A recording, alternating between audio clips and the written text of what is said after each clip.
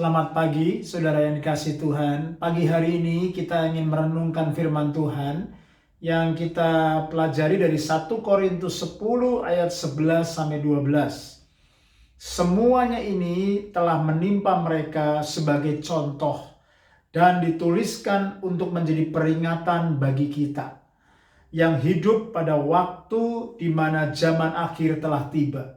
Sebab itu, siapa yang menyangka bahwa ia teguh berdiri, hati-hatilah supaya ia jangan jatuh.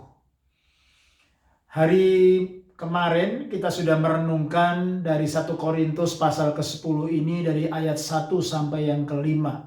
Menceritakan tentang unconditional blessing dari Tuhan.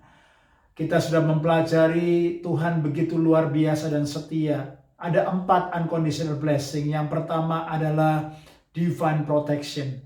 Yang kedua adalah divine deliverance. Yang ketiga adalah, saudaraku, divine guidance. Dan yang ketiga adalah divine provision. Tuhan begitu setia kepada orang Israel, kepada saya dan saudara. Tapi kalau kita perhatikan dari ayat ke-5, ke-6, 7, 8, 9, dan 10, ternyata, saudaraku, ironis sekali, orang-orang Israel yang mengalami begitu banyak mujizat, kehadiran, berkat, penyediaan Tuhan, tetap, saudaraku, mereka memilih untuk berdosa dan memberontak di hadapan Tuhan. Hari-hari ini, saudaraku, kita mau merenungkan betapa kondisi hati kita, saudaraku, begitu mudah sekali berubah.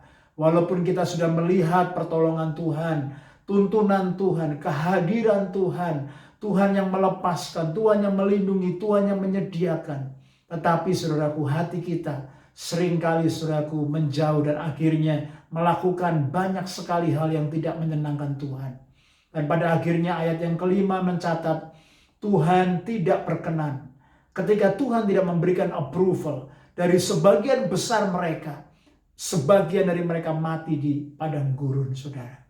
Itu sebabnya hari ini kita ingin merenungkan ada 5 dosa yang dilakukan oleh orang Israel. Dan 5 dosa ini yang juga menjadi kecenderungan buat saya dan saudara. Seringkali kita nggak sadar kita bisa lakukan. Mari kita jujur. Kita selidiki hati kita. Dan kita mau, saudaraku, benar-benar kembali mengasihi Tuhan dan mentaati Tuhan. Mari kita lihat dosa apa saja. Mulai dari ayat yang ke-6 sampai yang ke-10 kita perhatikan, saudaraku, satu persatu. Yang pertama, saudaraku, adalah perbuatan jahat. Apa itu perbuatan jahat? Perbuatan jahat itu, saudaraku, adalah, saudaraku, dosa dan kejahatan yang kita lakukan terus-menerus. Sehingga dosa itu sudah menjadi habit, menjadi sebuah kejahatan dalam hati, saudara. Tuhan tidak berkenan. Banyak orang Israel yang melakukan perbuatan jahat selama mereka ada di padang gurun. Lalu yang kedua adalah penyembahan berhala. Saudaraku, idol worship, penyembahan berhala, sesuatu atau seseorang yang menggantikan posisi Tuhan sebagai posisi yang terutama dan pertama di hati kita. Itu adalah penyembahan berhala. Siapapun itu dan apapun itu. Mungkin bisa anak, mungkin bisa suami istri, mungkin bisa pekerjaan, mungkin bisa pelayanan, hobi kita, apapun.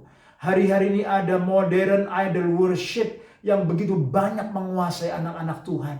Dan Tuhan ingin bongkar hati kita untuk kita kembali kepada anugerahnya dan kasihnya. Yang ketiga, saudaraku, adalah percabulan. Alkitab mencatat dalam 1 Korintus 10 ini, banyak orang-orang Israel, saudaraku, yang hidup dalam percabulan. Mereka, saudaraku, menikah, saudaraku, dengan orang-orang, saudaraku, yang di luar bangsa pilihan. Dan akhirnya mereka berzina, saudara. Percabulan dan perzinahan bukan hanya dosa secara tubuh, tapi dosa secara pikiran dan hati. Itu sebabnya, saudaraku, idolatry dengan adultery itu adalah hal yang sama. Apalagi, saudaraku, yang keempat adalah mencobai Tuhan. Kalau kita perhatikan, saudaraku, mencobai Tuhan itu adalah kita berdoa minta Tuhan memberkati kita, tapi di satu sisi yang lain kita tidak sedang melakukan kehendaknya. Itu sedang testing God. Itu sedang tempted God, mencobai Tuhan. Karena, saudaraku, ketika kita tidak melakukan, saudaraku, bagian kita yang seharusnya kita lakukan, tetapi tetap kita minta supaya Tuhan memberkati kita. Itu sebabnya, saudaraku, banyak orang yang hari-hari ini mencobai Tuhan. Dia nggak sungguh-sungguh, dia nggak mengasihi Tuhan, tetapi tetap minta berkat dan anugerah Tuhan. Itu sebabnya mari kita coba selidiki hati kita, saudara. Yang kelima adalah dosa bersungut-sungut. Hari-hari ini saya melihat di tengah-tengah pandemik, di tengah-tengah saudaraku rasial krisis yang sedang diizinkan Tuhan. Ada banyak orang bersungut-sungut, sedikit-sedikit bersungut karena hidup kita sudah terlalu nyaman. Hidup kita sudah banyak dipimpin oleh kedagingan dan egosentris. Dan Tuhan mau supaya kita banyak bersyukur dan memuji Tuhan. Karena persungutan itu adalah kudeta rohani, saudara. Kita mau menurunkan Tuhan dari tahta. Padahal Tuhan adalah Raja dan kita adalah hamba. Dia layak terima hormat dan pengabdian kita sepenuhnya. Mari kita bertobat. Bagaimana dengan hati dan kondisi kita semua hari-hari ini? Izinkan Tuhan menyelidiki hati kita. Dan izinkan kita kembali kepada kasih yang mula-mula. Stay strong and stay blessed. God bless you.